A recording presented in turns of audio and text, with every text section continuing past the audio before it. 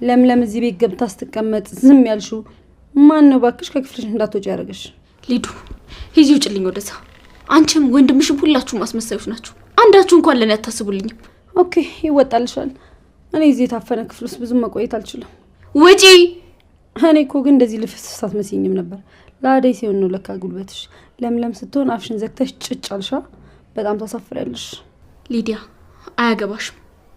እኔ ያለሁበትን ስሜት ታውቂያለሽ? አታውቂም። የማፈቅረው ሰው ሰራተኛዋን አደይን አፍቅሮ እየተጃጃለ ነው። አባቴ ስለኔ አይመለከተው፣ እናቴም ባርኮትም አጠገቤ የሉ።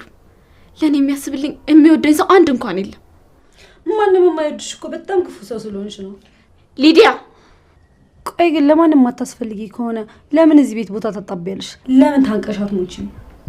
ምንም እኮ ጥቅም የለሽም። ከንቱ ሰው ነሽ። እሺ